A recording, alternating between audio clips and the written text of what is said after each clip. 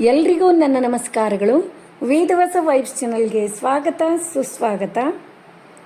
ಸರ್ವರಿಗೂ ಶ್ರೀ ಪರಾಭವ ನಾಮ ಸಂವತ್ಸರದ ಶುಭಾಶಯಗಳು. ಶ್ರೀ ಪರಾಭವ ನಾಮ ಸಂವತ್ಸರ ಎಲ್ರಿಗೂ ಸುಖ ಸಂತೋಷದ ಜೊತೆ ಮಂಗಳವನ್ನುಂಟು ಮಾಡಲಿ. ನಮ್ಮೆಲ್ಲರ ಜೀವನದಲ್ಲಿ ಶ್ರೀ ಪದ್ಮಿನೀಪತಿ ಶ್ರೀ ವಿಷ್ಣು ಶುಭ ತರುವುದರ ಜೊತೆ ಆರೋಗ್ಯ ಹಾಗೂ ಸಂಪತ್ತನ್ನು ಕರುಣಿಸಲಿ. ಈ ನೂತನ ಸಂವತ್ಸರದಲ್ಲಿ ಉತ್ತಮ ಮಳೆಯಾಗಲಿ, ಇಳೆ ತಣಿದು ಸಸ್ಯ ಶ್ಯಾಮಲೆಯಾಗಲಿ, ಗೋ ಸಂಪತ್ತು ವೃದ್ಧಿಸಲಿ, ಚಂದದ ಆಗರ ಸಮೃದ್ಧಿಯಾಗಲಿ, ಪಾಂಡಿತ್ಯ ಪ್ರವರ್ಧನಮಾನಕ್ಕೇರಲಿ, ಕಷ್ಟದಿಂದ ನಷ್ಟ ಅನುಭವಿಸುತ್ತಿರುವ ಜನರ ಅನಿಷ್ಟ ನಿವಾರಣೆಯಾಗಲಿ, ರೋಗ ರುಜಿನ ತೊಲಗಲಿ, ಸರ್ವರೂ ಆರೋಗ್ಯವಂತರಾಗಲಿ, ನಿರ್ದೋಷನಾದ ಶ್ರೀಹರಿ ಸಕಲ ಜನರಲ್ಲಿನ ದೋಷ ನಿರ್ದೋಷಗೊಳಿಸಲಿ. ಯುಗಾದಿ ಹಬ್ಬದ ಹಾರ್ದಿಕ ಶುಭಾಶಯಗಳು ಎಲ್ರಿಗೂ. ಬೇವು ಎಷ್ಟೇ ಕಹಿ ಇದ್ದರೂ ಅದರ ರೋಗ ನಿರೋಧಕ ಶಕ್ತಿ ಮಹತ್ವದ್ದು. ಹಾಗೆಯೇ ನಮ್ಮ ಜೀವನದಲ್ಲಿ ಬರುವ ಎಲ್ಲ ಸಂಕಷ್ಟಗಳು ಮನಸ್ಸನ್ನು ದೃಢಪಡಿಸಿ ಸಾಗುವುದನ್ನು ಕಲಿಸುತ್ತದೆ. ಬೆಲ್ಲ ಎಷ್ಟೇ ಸಿಹಿ ಎನಿಸಿದರೂ ನಿರಂತರ ಸ್ವೀಕರಿಸಲಾಗುವುದಿಲ್ಲ, ಹಾಗೂ ಕಹಿಯ ರುಚಿಯ ಅನುಭವ ಇಲ್ಲದಿದ್ದರೆ ಸಿಹಿಯ ಬೆಲೆಯ ಆನಂದಿಸಲಾಗುವುದಿಲ್ಲ. ಸಿಹಿ ಕಹಿ ಇವೆರಡೂ ಜೀವನಕ್ಕೆ ಧಾವಿಸಿದರೂ ಬೆಲ್ಲದಂಥ ಮನಸ್ಸು ನಮ್ಮದಾಗಿ ಕಹಿಯನ್ನೂ ಸಹ ಸಿಹಿಯಾಗಿ ಪರಿವರ್ತಿಸುವ ಆಶಯದೊಡನೆ ಈ ನೂತನ ಪರಾಭವ ಸಂವತ್ಸರ ವರ್ಷವನ್ನು ಪ್ರಾರಂಭಿಸೋಣ. ನೋಡ್ರಿ, ಪಂಚಾಂಗವೆಂದರೆ ತಿಥಿ, ವಾರ, ನಕ್ಷತ್ರ, ಯೋಗ, ಕರಣವೆಂಬ 5 ಅಂಗಗಳಿಂದ ಕೂಡಿರುವುದು ಅಂತ ಅರ್ಥ ಪಂಚಾಂಗ. ಇವು ಕಾಲಗಣನೆಯ ಪ್ರಮುಖ ಅಂಗಗಳಾಗಿರುತ್ತವೆ. ಪ್ರತಿನಿತ್ಯವೂ ಈ 5 ಅಂಗಗಳನ್ನೊಳಗೊಂಡು ರಚಿತವಾದ ಪುಸ್ತಕ ರೂಪವೇ ಪಂಚಾಂಗ. ಅಲ್ಲದೆ ಹಬ್ಬ ಹರಿದಿನಗಳು, ಗ್ರಹಣಗಳು, ಉಪಯುಕ್ತ ಧರ್ಮಶಾಸ್ತ್ರ ವಿಚಾರಗಳು ಹಾಗೂ ಜ್ಯೋತಿಷ್ಯ ಫಲಶಾಸ್ತ್ರವೂ ಕೂಡ ಪಂಚಾಂಗ ಪುಸ್ತಕದ ಪ್ರಮುಖ ಭಾಗ. ಖರೇನೆ ನೋಡ್ರಿ, ನಮ್ಮ ಹೊಸ ವರ್ಷ ಎಷ್ಟು ಆನಂದ, ಎಷ್ಟು ಚಂದ ನೋಡ್ರಿ. ಖರೇನೆ ಹಬ್ಬದ ದಿವಸ, ಇವತ್ತಿನ ದಿವಸ ಮುಂಜಾನೆ ಲಘು ಎದ್ದು ಮನೆ ಮುಂದೆ ಥಳಿ ರಂಗೋಲಿ ಎಲ್ಲ ಮಾಡೋದು, ಹೊಸ ಕಲರ್ ತುಂಬಿ ರಂಗೋಲಿ ಹಾಕೋದು, ಬಾಗಿಲುಗಳಿಗೆ ಮಾವಿನ ತೋರಣ, ತಳಿರು ತೋರಣ, ಬೇವಿನ ಸೊಪ್ಪು ಹಾಕೋದು, ಮತ್ತು ಹೊಸ ಬಟ್ಟೆ ಧರಿಸುವುದು, ದೇವರಿಗೆ ಯಥಾಶಕ್ತಿ ನಮ್ಮ ಕೈಲಿ ಆದದ್ದನ್ನು ಭಕ್ತಿಯಿಂದ ಪೂಜೆ ಮಾಡುವುದು, ಮತ್ತು ತಂದೆ ತಾಯಿ ಹಿರಿಯರಿಗೆ ಎಲ್ರಿಗೂ ನಮಸ್ಕಾರ ಮಾಡುವುದು, ದೇವರಿಗೆ ನಾವು ಮಾಡಿದ ಅಡುಗೆಯನ್ನು ಸಮರ್ಪಣೆ ಮಾಡಿ ಬೇವು ಬೆಲ್ಲವನ್ನು ಸ್ವೀಕಾರ ಮಾಡುವುದು ಎಷ್ಟು ಚಂದ ರೀ. ನೋಡ್ರಿ, ಎಷ್ಟು ನಾವು ಆ್ಯಕ್ಚುಲಿ ಅನ್ಬಾರ್ದಂದ್ರೂ ಹೇಳ್ಬೇಕನ್ನಿಸ್ತದ. ಜನವರಿ ನಮ್ಮ ಯಾವ ತಿಂಗಳೂ ಅಲ್ಲ, ಅದು ಹೊಸ ವರ್ಷ ಅನ್ನೋ ಹಂಗೆ ಇಲ್ಲ ನೋಡ್ರಿ. ಅದು ಆರೋಗ್ಯವನ್ನು ಹಾನಿ ಮಾಡ್ತದೆ. ಕೇಕ್ ತಂದು ರಾತ್ರಿ ಎಲ್ಲ ನಿದ್ದೆಗೆಟ್ಟು ಕೇಕ್ ಕಟ್ ಮಾಡಿ ತಿಂದು ಆರೋಗ್ಯವನ್ನು ಹಾನಿ ಮಾಡ್ಕೊಳ್ಳೋದು. ಅದೇ ನಮ್ಮ ಹೊಸ ವರ್ಷ ಯುಗಾದಿ ಎಷ್ಟು ಆನಂದ. ಲಘು ಏಳೋದು, ಎಣ್ಣೆ ಸ್ನಾನ ಮಾಡೋದು, ಮನೆ ಮುಂದೆ ತಳಿರು ತೋರಣಗಳನ್ನು ಕಟ್ಟುವುದು, ಮಾವಿನ ತೊಳಲು, ಬೇವು ಚಿಗುರಿರ್ತದೆ. ಮತ್ತು ಬೇವು ಬೆಲ್ಲ ಎಷ್ಟು ನೋಡ್ರಿ, ಅದಕ್ಕೊಂದು ಅರ್ಥ ನೋಡ್ರಿ ಎಷ್ಟು ಚಂದದ. ಬೇವಿನ ಚಿಗುರು ಯಾಕೆ ತಿನ್ನಬೇಕು ಅಂತಂದ್ರೆ, ಯಾರು ಬೇವು ಬೆಲ್ಲವನ್ನು ತಿಂತಾರೋ ಅವರ ದೇಹ ವಜ್ರಕಾಯ, ಅಷ್ಟು ವಜ್ರದಂತೆ ಅಷ್ಟು ಶಕ್ತಿಯುತವಾಗಿ ಇರ್ತದೆ. ಯಾವುದೇ ರೋಗಗಳು ಬರುವುದಿಲ್ಲ. ಅಷ್ಟು ಶಕ್ತಿ ಈ ಚಿಗುರಿಗದ, ಬೇವಿನ ಚಿಗುರಿಗೆ. ಹಾಗಾಗಿ ಬೇವಿನ ಚಿಗುರು ಮತ್ತು ಬೆಲ್ಲವನ್ನು ನೈವೇದ್ಯ ಮಾಡಿ ಎಲ್ಲರೂ ಇವತ್ತು ಅದನ್ನು ತಿನ್ನುವುದು. ಮತ್ತು ಬೇವು ರೆಡಿ ಮಾಡ್ತಾರೆ, ಅದನ್ನು ಕೂಡ ತೋರಿಸ್ತೀನಿ ನಾನು. ಬಟ್ ಈ ವಿಡಿಯೋದಾಗ ತೋರಿಸಿಲ್ಲ, ನೆಕ್ಸ್ಟ್ ವಿಡಿಯೋದಾಗ ತೋರಿಸ್ತೀನಿ ರೀ. ಇದು ಭಾಳ ದೊಡ್ಡದಾಯಿತು, ಇನ್ನೂ ಒಂದಿಷ್ಟು ಅಪ್ಲೋಡ್ ಮಾಡೋದಿತ್ತು, ಅದನ್ನು ನಾಳಿನ ದಿವಸ ಅಪ್ಲೋಡ್ ಮಾಡ್ತೀನಿ. ನೋಡಿರಿ, ನನ್ನ ಮಗಳು ಹಾಕ್ಲಿತ್ತಾಳೆ ಇವತ್ತು ಹಬ್ಬದ ದಿವಸ ರಂಗೋಲಿ. ನಾನು ವಿಡಿಯೋ ಮಾಡೀನಿ. ನನ್ನ ರಂಗೋಲಿ ಅಂತೂ ದಿನನಿತ್ಯ ನೀವು ನೋಡ್ತೀರಿ. ಅದ್ರ ಸಲುವಾಗಿ ಇವತ್ತು ಆಕಿನೇ ರಂಗೋಲಿ ಹಾಕ್ತೀನಿ ಅಂದ್ಲು. ಆಯಿತು, ನಿನ್ನ ರಂಗೋಲಿನೇ ಆಗಲಿ ಇವತ್ತು ಯುಗಾದಿ ದಿವಸ ನಮ್ಮ ಮನೆ ಮುಂದೆ ಅಂಥೇಳಿ ಆಕಿನೂ ಏನೋ ಒಂದು ನೋಡ್ಕೊಂಡಿರ್ತಾಳೆ ಯಾವ ಟೈಪ್ ಹಾಕಬೇಕಂತೇಳಿ. ಅದರೊಳಗೆ ಸ್ವಲ್ಪ ಚೇಂಜಸ್ ಮಾಡಿ ಹಾಕ್ತಾಳೆ. ಬಟ್ ನಮ್ಮ ರಂಗೋಲಿ ಹಂಗಿರಂಗಿಲ್ಲ. ಹಾಕ್ಲಿಕ್ಕೆ ಕೂತಾಗೆ ಯಾವ ಟೈಪ್ ಹಾಕೋದಂತೇಳಿ ತಲೆ ಓಡಿಸಿ ಹಾಕು ರಂಗೋಲಿ ನಮ್ದಾಗಿರ್ತದೆ. ನಿಮ್ಮ ಮನೆ ಒಳಗೆಲ್ಲ ಏನು ಸ್ಪೆಷಲ್ ಮಾಡಿದ್ರಿ ಅಂಥೇಳಿ ಕಮೆಂಟ್ ಮಾಡಿ ತಿಳಿಸ್ತಿರಲ್ಲ. ಶತಾಯುರ್ವಜ್ರದೇಹಾಯ ಸರ್ವಸಂಪತ್ಕರಾಯ ಚ ಸರ್ವಾರಿಷ್ಟ ವಿನಾಶಾಯ ನಿಂಬಕಂದಲ ಭಕ್ಷಣಮು. 100 ವರ್ಷಗಳವರೆಗೆ ವಜ್ರದಂತೆ ಶರೀರದ ಆರೋಗ್ಯವು ಇರುವುದಕ್ಕಾಗಿ, ಸರ್ವ ಸಂಪತ್ತುಗಳನ್ನೂ ಹೊಂದುವುದಕ್ಕಾಗಿ ಮತ್ತು ಎಲ್ಲ ಅರಿಷ್ಟಗಳ ವಿನಾಶಕ್ಕಾಗಿ ಮಾನವನು ಬೇವಿನ ಚಿಗುರನ್ನು ತಿನ್ನಬೇಕು ಅಂತ ಹೇಳಿದ. ಬೇವು ಬೆಲ್ಲ ತಿಂದು ಒಳ್ಳೆಯ ಮಾತಾಡೋಣ, ಶತ್ರುತ್ವ ಬಿಟ್ಟು ಪ್ರೀತಿಯ ಸ್ನೇಹತ್ವ ಬೆಳೆಸೋಣ. ಮತ್ತೊಮ್ಮೆ ಸರ್ವರಿಗೂ ಯುಗಾದಿ ಹಬ್ಬದ ಹಾರ್ದಿಕ ಶುಭಾಶಯಗಳು. ನೋಡ್ರಿ, ನಮ್ಮ ಮನೆ ಮುಂದಿನ ಸಿಂಪಲ್ ಆದ ರಂಗೋಲಿ. ಮತ್ತು ಸ್ವಲ್ಪ ಲೇಟ್ ಆಯಿತು ದಿನಕ್ಕಿಂತ, ಯಾಕಂದರೆ ಎಲ್ಲ ಕ್ಲೀನ್ ಮಾಡಿಕೊಂಡು ಕೆಲಸ ಇವತ್ತಂತೂ ಸಿಕ್ಕಾಪಟ್ಟೆ ಕೆಲಸ ಇರ್ತಾವೆ. ನಿಮಗೆಲ್ರಿಗೂ ಗುರ್ತದ. ಹಾಗೆ ಒಂಚೂರು ಡೆಕೋರೇಷನ್ನು ಏನೋ ತಿಳಿದದ್ದನ್ನು ಮಾಡೋದು. ಮತ್ತು ನಿಮ್ಮ ಮನೆಯೊಳಗೆ ಅಡುಗೆ ಸ್ಪೆಷಲ್ ಏನಿತ್ತು, ಎಲ್ಲರ ಮನೆಯೊಳಗೂ ಆಲ್ಮೋಸ್ಟ್ ಇವತ್ತು ಹೋಳಿಗೆನೇ ಇರ್ತದೆ. ಮತ್ತು ಪೂಜಾಕ್ಕೆಲ್ಲ ರೆಡಿ ಆಗ್ಯದ್ರಿ. ಎಳ್ನೀರು, ಹಣ್ಣು, ಹೂವು ಎಲ್ಲ ರೆಡಿ ಮಾಡಿಂಕರ ಇಟ್ಟದ. ಮತ್ತು ಹಣ್ಣು ಅಂತಂದ್ರೇನು, ಈಗ ಸೀಸನಲ್ ಫ್ರೂಟ್ಸ್ ಅಂತ ಏನು ಕರಿತೀವಿ, ಈಗ ಸದ್ಯಕ್ಕೆ ಹೊಸ ಚಿಗುರು ಏನು ಬಂದಿರ್ತಾವೆ, ಮಾವಿನ ತೊಳಲ್ ಬರ್ತಾವೆ, ಮಾವು ಬರ್ತದೆ, ಮತ್ತು ದ್ರಾಕ್ಷಿ, ಇವೇ ಈಗ ಸದ್ಯ ಹೊಸವಿದ್ದದ್ದು ಏನೇನು ಇರ್ತಾವೆ ಅವನ್ನಿಟ್ಟು ದೇವರಿಗೆ ನೈವೇದ್ಯಕ್ಕೆ ಮತ್ತು ಅಡುಗೆ ನಮ್ಗೆ ಏನು ಬೇಕೋ ಅದನ್ನು ಮಾಡೋದು. ಹೆಚ್ಚಾಗಿ ನಮ್ಮ ಕಡೆಗೆಲ್ಲ ಹೋಳಿಗೆನೇ ಮಾಡ್ತಾರ್ರಿ. ಯಾಕಂದ್ರೆ ಹೂರ್ಣಕ್ಕೆ ಹಾಕಿದ್ರೆ ಹಬ್ಬ ಅಂತ ನಮ್ಮ ಮೈಂಡ್ ಸೆಟ್ಟು. ಅನ್ನ ಪಾಯಸ ಮಾಡಿದ್ರು ಏನು ತಪ್ಪಿಲ್ಲ, ಆದರೆ ನಮ್ಮ ಕಡೆಗೆಲ್ಲ ಹಂಗೆ ಅದ. ನೋಡ್ರಿ, ಈಗ ಏನೇನು ಅಡುಗೆ ಮಾಡ್ಬೇಕಂತ ರೆಡಿ ಮಾಡಿ ಇಟ್ಕೊಳಿಕತ್ತೀನಿ. ಸ್ವಲ್ಪ ಡಿಫ್ರೆಂಟ್ ಆದ ಅಡುಗೆ ಸ್ಟಾರ್ಟ್ ಮಾಡೋಣ್ರಿ. ಅಡುಗೆ ಸ್ಟಾರ್ಟ್ ಮಾಡೋದಕ್ಕಿಂತ ಮುಂಚೆ ಅನ್ನಪೂರ್ಣೇಶ್ವರಿಗೆ ಬೇಡ್ಕೊಂಡು ಬರ್ಶಿನ ಕಟ್ಟಿ ಅಂತೂ ಎಲ್ಲ ಒರೆಸಿ ಇಟ್ಕೊಂಡಾಗ್ಯದ. ರಂಗೋಲಿ ಹಾಕ್ಕೊಂಡು ಅಡುಗೆಯನ್ನು ಸ್ಟಾರ್ಟ್ ಮಾಡಿಬಿಡೋಣ. ನೋಡ್ರಿ, ಕಡಲೆಬೇಳೆ ಇಡ್ಲಿಕತ್ತೀನಂದ್ರೆ ಗೊತ್ತಾಗೇ ಬಿಡ್ತದ ಹೋಳಿಗೆ ಇಳಿಲಿಕ್ಕತ್ತಾವ ಅಂಥೇಳಿ. ಯಾಕಂದ್ರೆ ನಿನ್ನೆನೇ ಅಮಾವಾಸ್ಯೆ ದಿವಸ ಮಾಡಬೇಕಾಗಿತ್ತು.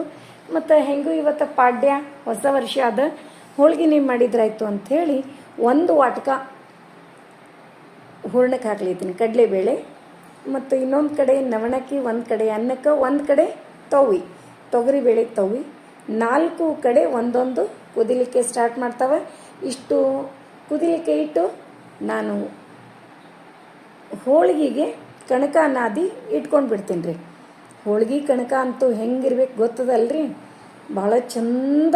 ಹೋಳ್ಗೆ ಕಣಕ ನಾವು ಹೆಂಗೆ ನಾದ್ಕೋತೀವಿ ಹೋಳ್ಗೆ ಅಷ್ಟು ಚಂದ ಬರ್ತಾವೆ.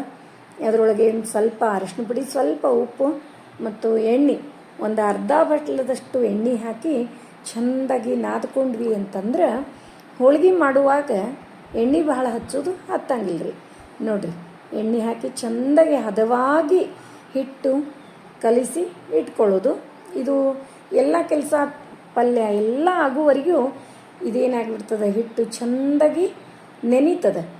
ಹಿಟ್ಟು ಫಸ್ಟ್ ಕಲಿಸಿಡೋದು, ಚೆಂದಾಗಿ ಕಲಿಸಿಡೋದು, ಆಮೇಲೆ ನೆನೆಸಿ ಇಡೋದು. ಒಂದು ಅರ್ಧ ಗಂಟೆವರೆಗೂ ನೆನೀತು ಅಂತಂದ್ರೆ ಹೋಳ್ಗೆ ಮಾತ್ರ ನಾವು ಹೇಳಿದಂಗೆ ಬರ್ತಾವೆ ನೋಡ್ರಿ.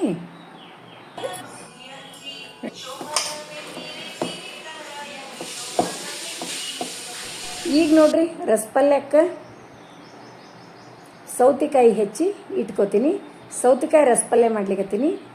ಮತ್ತು ಪುದೀನ ಚಟ್ನಿ, ಸೌತೆಕಾಯಿ ರಸಪಲ್ಯ, ಮತ್ತು ಹೂರ್ಣಕ್ಕೆ ಹಾಕಿವಿ ಅಂತಂದ್ರೆ ಕಡಲೆಬೇಳೆ ಕುದಿಲಿಕ್ಕತ್ತಾವಂತಂದ್ರೆ ಕಟ್ಟಿನ ಸಾರು, ಎಲ್ಲರೂ ಇಷ್ಟಪಡುವಂಥ ಕಟ್ಟಿನ ಸಾರು. ಯಾಕಿಷ್ಟು ಪ್ರೀತಿ ಕಟ್ಟಿನ ಸಾರು ಮೇಲೆ ಎಲ್ಲರೂ ಅಂತೀರೇನ್ರಿ? ಯಾಕಂದ್ರೆ ಹೋಳ್ಗೆ ಕಡುಬು ಇಳ್ದಾಗ ಅಷ್ಟೇ ಕಟ್ಟಿನ ಸಾರು ಇಳಿತದೆ. ಅದಕ್ಕೆ ನಮ್ಮ ಮನೆಯೊಳಗಂತೂ ಕಟ್ಟಿನ ಸಾರು ಅಂದರೆ ಎಲ್ರಿಗೂ ಇಷ್ಟ. ಮತ್ತು ಇನ್ನೂ ಒಂದು ಅದರದ್ದು ಪ್ಲಸ್ ಪಾಯಿಂಟ್ ಹೇಳಬೇಕು ಅಂತಂದ್ರೆ, ಕಟ್ಟಿನ ಸಾರು ನಾಳೆ ಅಂದರೆ ಕೆಡಂಗಿಲ್ರಿ, ಹಂಗೆ ಇರ್ತದೆ. ರಾತ್ರಿ ಕುದಿಸಿ ಇಟ್ವಿ ಅಂತಂದ್ರೆ ಚಲೋನೇ ಇರ್ತದೆ. ಕಟ್ಟಿನ ಸಾರು ಭಾಳ ಟೇಸ್ಟ್ ಆಗಿರ್ತದೆ. ಅದರೊಳಗೆ ನಾನಂತೂ ಖಾರ ಪುಡಿ ಏನೂ ಹಾಕಿ ಮಾಡಂಗಿಲ್ಲ ರೀ, ಬರೀ ಮಸಾಲೆ ಪುಡಿ ಹಾಕಿರ್ತೀನಿ. ಎಷ್ಟು ಟೇಸ್ಟ್ ಆಗಿರ್ತದೆ ಅಂದ್ರೆ ಹುಣಸೆ ಹಣ್ಣಿನ ಹುಳಿ, ಬೆಲ್ಲ, ಇಷ್ಟ ಉಪ್ಪು, ರುಚಿಗೆ ತಕ್ಕಷ್ಟು ಉಪ್ಪು ಅಷ್ಟು ಹಾಕಿಬಿಡೋದು ನೋಡ್ರಿ. ಮಸಾಲೆ ಪುಡಿನೂ ಹಾಕಬೇಕು, ಸಾರಿನ ಪುಡಿ. ಈಗ ಎಲ್ಲ ಸೌತೆಕಾಯಿ ಚೆಂದಾಗಿ ಸಣ್ಣ ಸಣ್ಣ ಹೋಳು ಕಟ್ ಮಾಡಿ ಇಟ್ಕೋತೀನಿ. ಒಗ್ಗರಣೆನೂ ಹಾಕೇ ಬಿಡ್ತೀನಿ ರೀ. ಈಗ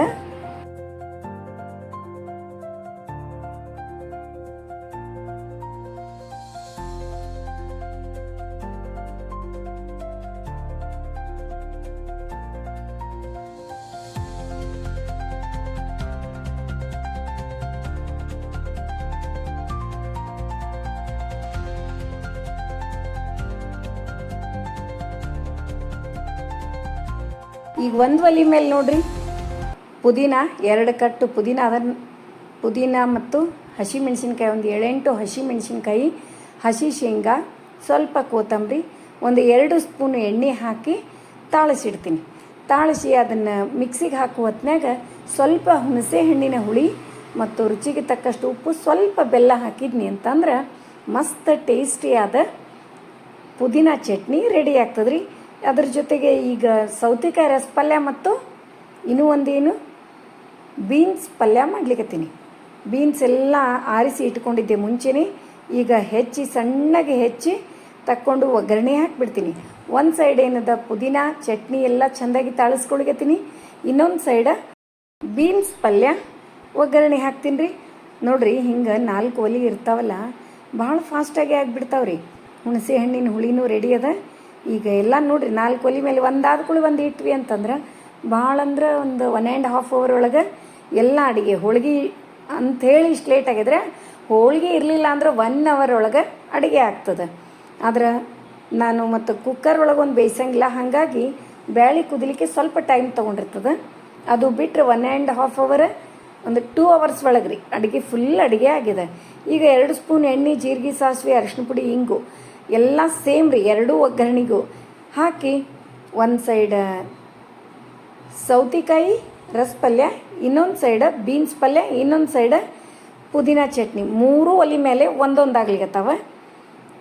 ಈಗ ಅಷ್ಟು ಚೆಂದಾಗಿ ಕೈ ಆಡಿಸಿ ಒಗ್ಗರಣೆ ಒಳಗೆ ತಾಳಿಸ್ಕೊಂಡು ಬೀನ್ಸ್ಗೆ ಏನು ಹಾಕ್ತೀನಿ ರೀ, ಬೀನ್ಸ್ ಪಲ್ಯಕ್ಕೆ ಒಂಚೂರು ಹುಣಸೆ ಹಣ್ಣಿನ ಹುಳಿ ಹಾಕ್ತೀನಿ. ಮತ್ತು ಇದಕ್ಕೆ ಇನ್ನೂ ಒಂದು ಏನು ಹಾಕ್ಲಿಕತ್ತೀನಿ, ಹಸಿ ಕೊಬ್ಬರಿ ಹಾಕಿದ್ರೆ ಭಾಳ ಟೇಸ್ಟ್ ಆಗ್ತದೆ. ಹಾಗಾಗಿ ಹಸಿ ಕೊಬ್ಬರಿ ಈ ಸೌತೆಕಾಯಿ ರಸಪಲ್ಯಕ್ಕೂ ಸ್ವಲ್ಪ ಹಸಿ ಕೊಬ್ಬರಿ ಹಾಕ್ತೀನಿ, ಬೀನ್ಸ್ ಪಲ್ಯಕ್ಕೂ ಹಸಿ ಕೊಬ್ಬರಿ ಹಾಕ್ತೀನಿ. ಮತ್ತು ರಸಪಲ್ಯ ಅಂದ ತಕ್ಷಣವೇ ಶೇಂಗಾ ಪುಡಿ ಬೇಕೇ ಬೇಕ್ರಿ, ಯಾಕಂದ್ರೆ ಟೇಸ್ಟ್ ಆಗಿರ್ತದೆ. ಅದು ರಸಪಲ್ಯ ಟೇಸ್ಟ್ ಆಗಬೇಕು ಅಂತಂದ್ರೇ ಅದಕ್ಕೆ ಹುಣಸೆ ಹಣ್ಣಿನ ಹುಳಿ, ಬೆಲ್ಲ ಮತ್ತು ಶೇಂಗಾ ಪುಡಿ ಇವು 3 ಇರಲಿಕ್ಕೆ ಬೇಕು. ಈಗ ರುಚಿಗೆ ತಕ್ಕಷ್ಟು ಉಪ್ಪು, ಖಾರ, ಬೆಲ್ಲ, ಸ್ವಲ್ಪ ಬೆಲ್ಲ ಎಲ್ಲ 3ಕ್ಕೂ ಚಟ್ನಿ, ರಸಪಲ್ಯ ಮತ್ತು ಬೀನ್ಸ್ ಪಲ್ಯ ಎಲ್ಲದಕ್ಕೂ ಸೇಮ್ ಹಾಕೀನಿ ರೀ. ಇನ್ನೊಂದು ಕಡೆ ಇನ್ನೊಂದು ಒಲೆ ಮೇಲೆ ಕಡಲೆಬೇಳೆ ಕುದಿಲಿಕತ್ತಾವ, ಸ್ವಲ್ಪ ನೀರು ಹಾಕಿ ಕುದಿಲಿಕ್ಕೆ ಇಟ್ಬಿಡ್ತೀನಿ. ಮತ್ತು ಬೀನ್ಸ್ ಪಲ್ಯಕ್ಕೂ ಸ್ವಲ್ಪ ನೀರು ಹಾಕ್ತೀನಿ ರೀ, ಭಾಳ ಏನು ಹಾಕಂಗಿಲ್ಲ. ಮತ್ತು ಹಂಗೆ ಹಸಿ ಕೊಬ್ಬರಿ ಹಾಕಿ ಎಲ್ಲ ಚೆಂದಾಗಿ ಮಿಕ್ಸ್ ಮಾಡಿ 2 ಕುದಿಸಿ ತೆಗೆದುಬಿಟ್ಟೆ ಅಂತಂದ್ರೆ ಮಸ್ತ್ ಟೇಸ್ಟಿಯಾದ ರಸಪಲ್ಯ ಮತ್ತು ಬೀನ್ಸ್ ಪಲ್ಯ 2 ರೆಡಿ ಆಗ್ತಾವೆ ನೋಡ್ರಿ. ಹಂಗೆ ಬೀನ್ಸ್ ಪಲ್ಯಕ್ಕೂ ಹಸಿ ಕೊಬ್ಬರಿ ಮತ್ತು ಶೇಂಗಾ ಪುಡಿ ಹಾಕಿದೆ, ಕರೆಕ್ಟ್ ಇಷ್ಟ ಆಗಿತ್ತು ರೀ. ನಿಮ್ಮ ಮುಂದೆ ಹೇಳ್ತೀನಿ, ಭಾಳ ಅಂದ್ರೆ ಭಾಳ ಟೇಸ್ಟ್ ಆಗಿತ್ತು. ನೀವು ಒಂದು ಸರಿ ಟ್ರೈ ಮಾಡಿ ಹೆಂಗಾಗಿತ್ತು ಅಂತೇಳಿ ಕಮೆಂಟ್ ಮಾಡಿ ತಿಳಿಸ್ತಿರಲ್ಲ. ಇನ್ನು ಪಲ್ಯ ಕೆಲಸ ಅಂತೂ ಮುಗೀತು ರೀ, ಯಾಕಂದರೆ 2 ಥರದ ಪಲ್ಯ, ಒಂದು ರಸಪಲ್ಯ ಮತ್ತು ಒಂದು ಉದುರು ಪಲ್ಯ ಟೈಪು, ಬೀನ್ಸದ್ದು 2 ಪಲ್ಯ, 1 ಚಟ್ನಿ ಅಂತೂ ಆಯಿತು. ಇನ್ನೇನದ ಹೂರ್ಣ ರೆಡಿ ಮಾಡ್ಕೊಳ್ಳೋಣ್ರಿ. ಹೂರ್ಣ ಆಯ್ತಂದ್ರೆ ಅರ್ಧ ಹೋಳಿಗೆ ಆದಂಗೆ ನೋಡ್ರಿ. ಅದಕ್ಕೇನದ ಬ್ಯಾಳಿ ಎಲ್ಲ ಚೆಂದಾಗಿ ಕುದ್ದಾವ, ನೀರೆಲ್ಲ ಬಸ್ದು ಕಟ್ ಅಂತ ಕರಿತೀವಿ ನಾವು, ಎಲ್ಲ ಕಟ್ ಬಸ್ದು. ಇನ್ನೇನದ ಒಂದು ಸೈಡ್ ಕಟ್ಟಿನ ಸಾರಿಗೆ ಇಟ್ಟೀನಿ. ಇದು ಬೆಲ್ಲ ಈಕ್ವಲ್ ಹಾಕ್ಕೊಂಡ್ರು ನಡೀತದೆ, ಬೆಲ್ಲ ಬ್ಯಾಳಿ, ಅಥವಾ ಬ್ಯಾಳಿ ಎಷ್ಟು ತೊಗೊಂಡಿರ್ತೀವಿ ಅದಕ್ಕಿಂತ ಸ್ವಲ್ಪ ಕಡಿಮೆ ನಾವು ಬೆಲ್ಲ ಹಾಕಿದರೂ ನಡೀತದೆ. ಸಮ ಹಾಕಿದರೆ ಕರೆಕ್ಟ್ ಟೇಸ್ಟ್ ಆಗ್ತವೆ, ಸ್ವಲ್ಪ ಜಾಸ್ತಿ ಹಾಕಿದರೆ ಇನ್ನೂ ಟೇಸ್ಟ್ ಆಗ್ತವೆ. ಸಮ ಹಾಕೋದು ಭಾಳ ಚಲೋ. ಇಲ್ಲ ನಮಗೆ ಅಷ್ಟು ಟೇಸ್ಟ್ ಬ್ಯಾಡ ಅಂದ್ರೆ ಸ್ವಲ್ಪ, ಭಾಳ ರುಚಿ ತಿನ್ನಂಗಿಲ್ಲ ರೀ ಒಬ್ಬೊಬ್ಬರು, ಅದಕ್ಕೆ ಸ್ವಲ್ಪ ಬೆಲ್ಲ ಕಡಿಮೆ ಹಾಕೋದು ನೋಡ್ರಿ. ಈಗ 2 ಚಂದ ಮಿಕ್ಸ್ ಆದು ಅಂತಂದ್ರೆ ರುಬ್ಬಿ ತೆಗೆದುಬಿಡ್ತೀನಿ. ಈಗೇನದ ಕಟ್ಟಿನ ಸಾರಿಗೆ ರುಚಿಗೆ ತಕ್ಕಷ್ಟು ಉಪ್ಪು, ಸ್ವಲ್ಪ ಹುಣಸೆ ಹಣ್ಣಿನ ಹುಳಿ, ಮಸಾಲೆ ಪುಡಿ, ಸಾರಿನ ಮಸಾಲೆ ರೀ, ತೋರ್ಸಿನಿ ಅದನ್ನು ಆಲ್ರೆಡಿ. ಸಾರಿನ ಮಸಾಲೆ ಪುಡಿ ನಿಮಗೆ ಹಾಕಿ ರುಚಿಗೆ ತಕ್ಕಷ್ಟು ಉಪ್ಪು ಹಾಕಿ ಕುದಿಲಿಕ್ಕೆ ಇಟ್ಬಿಟ್ಟೆ. ಇನ್ನೇನದ ಹೂರ್ಣ ರುಬ್ಬುದದ, ಹೋಳ್ಗೆ ಮಾಡೋದದ ನೋಡ್ರಿ, ಮುಗೀತು. ಲಾಸ್ಟ್ ಎಂಡಿಗೆ ಬಂತು. ಹೂರ್ಣ ರುಬ್ಕೊಂಡ್ವಿ ಅಂದ್ರೆ ದೊಡ್ಡ ಕೆಲಸ ಅದಂಗೆ, ಹೌದಿಲ್ರಿ?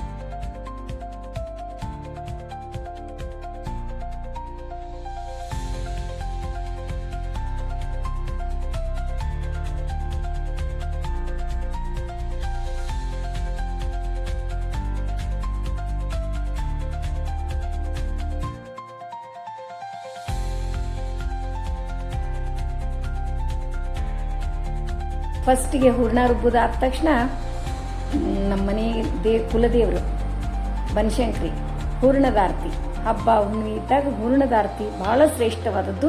ಅದಕ್ಕೆ ಹೂರ್ಣದ ಆರತಿ ತಯಾರು ಮಾಡಿ ಇಟ್ಕೊಂಡೆ. ಹಾಗೆ ಚಟ್ನಿಗೂ ಕೂಡ ಮಿಕ್ಸಿ ಮಾಡಿದೆ. ಒರಳೊಳಗೆ ಮಾಡಬೇಕಿತ್ತು, ಮತ್ತು ಆದಷ್ಟು ಲಘುನೇ ಮುಗಿಸಿದ್ರಾಯ್ತು. ನಮ್ಮ ಒಂಚೂರು ಕೆಲಸ ಇದ್ದು ರೀ, ಹಾಗಾಗಿ ಬೇರೆ ಕೆಲಸ. ಅದಕ್ಕೇನದ ಲಘುನೇ ಅಡುಗೆ ಮುಗಿಸ್ಬೇಕು ಅಂಥೇಳಿ ಅದನ್ನು ಮಿಕ್ಸಿ ಒಳಗೆ ಹಾಕ್ಕೊಂಡೇನು ನೋಡ್ರಿ. ಇನ್ನು ಹೋಳಿಗೆ ಮಾಡೋಣ್ರಿ ಫಾಸ್ಟಾಗಿ.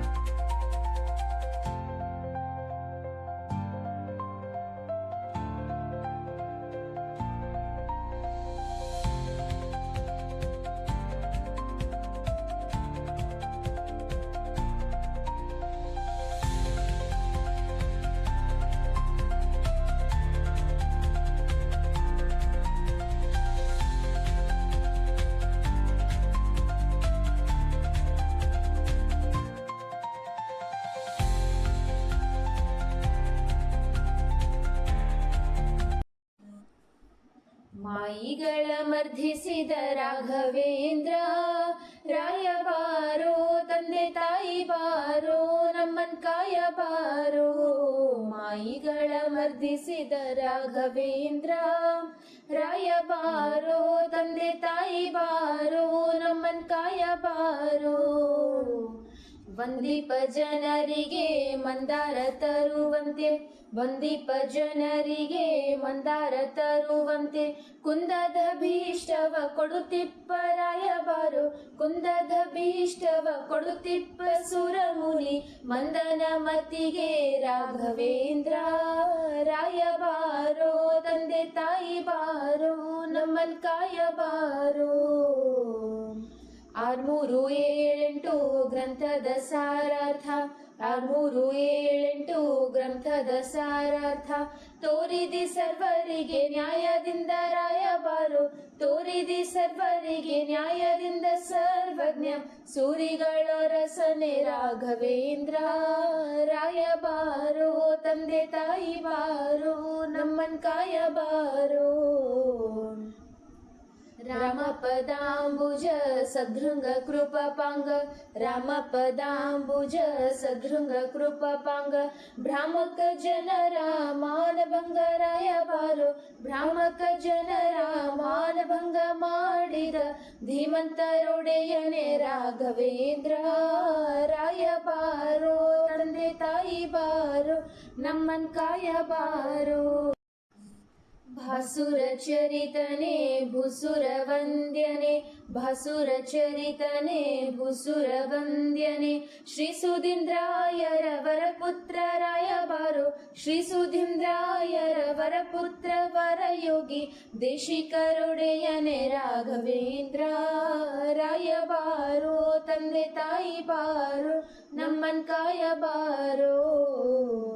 ಭೂತಳನಾಥನ ಭೀತಿಯ ಬಿಡಿಸಿರಿ, ಭೂತಳನಾಥನ ಭೀತಿಯ ಬಿಡಿಸಿದಿ, ಪ್ರೇತತ್ವ ಕಳೆದಿ ಮಹಿಷಿಯ ರಾಯಬಾರೋ, ಪ್ರೇತತ್ವ ಕಳೆದಿ ಮಹಿಷಿಯ ಮಹಾಮಹಿಮ, ಜಗನ್ನಾಥ ವಿಠಲನ ಪ್ರೀತಿ ಪಾತ್ರ ರಾಯಬಾರೋ, ತಂದೆ ತಾಯಿ ಬಾರೋ ನಮ್ಮನ್ ಕಾಯಬಾರೋ, ಮಾಯಿಗಳ ಮರ್ದಿಸಿದ ರಾಘವೇಂದ್ರ ರಾಯಬಾರೋ, ತಂದೆ ತಾಯಿ ಬಾರೋ ನಮ್ಮನ್ ಕಾಯಬಾರೋ, ನಮ್ಮನ್ ಕಾಯಬಾರೋ, ನಮ್ಮನ್ ಕಾಯಬಾರೋ.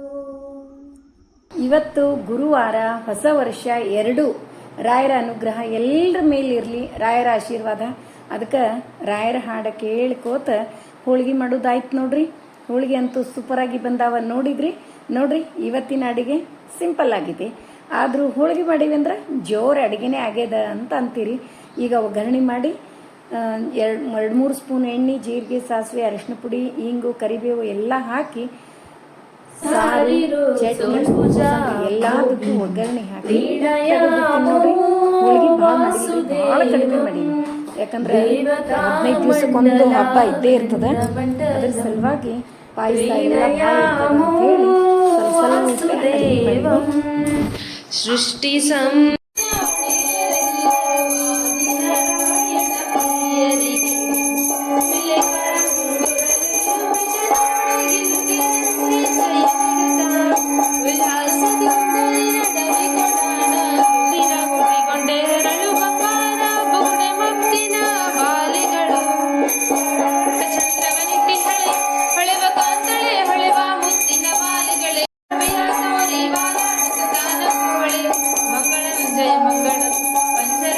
ನೋಡಿದ್ರಲ್ಲ, ಇವತ್ತಿನ ವಿಡಿಯೋ ಎಲ್ರಿಗೂ ಇಷ್ಟ ಆಯಿತು ಅಂತ ಅನ್ಕೋತೀನಿ. ನಮ್ಮ ವಿಡಿಯೋಗಳು ನಿಮಗೆ ಇಷ್ಟ ಆದರೆ ಲೈಕ್ ಮಾಡಿರಿ, ಶೇರ್ ಮಾಡಿರಿ. ಹೊಸದಾಗಿ ನೋಡ್ಲಿಕ್ಕತ್ತವರು ನಮ್ಮ ವಿಡಿಯೋಸ್ ಇಷ್ಟ ಆದರೆ ಬಿಡ್ಲಿಕ್ಕೆ ಹೋಗ್ಬೇಡ್ರಿ, ಲೈಕ್ ಮಾಡಿ, ಸಬ್ಸ್ಕ್ರೈಬ್ ಮಾಡಿರಿ. ಹಂಗೆ ಫ್ರೆಂಡ್ಸ್ ಆ್ಯಂಡ್ ರಿಲೇಟಿವ್ಸಿಗೆಲ್ಲ ಒಂದು ಚೂರು ಶೇರ್ ಮಾಡ್ತಿರಲ್ಲ. ಮತ್ತೆ ಮುಂದಿನ ವಿಡಿಯೋದಲ್ಲಿ ಸಿಗೋಣ. ಧನ್ಯವಾದಗಳು.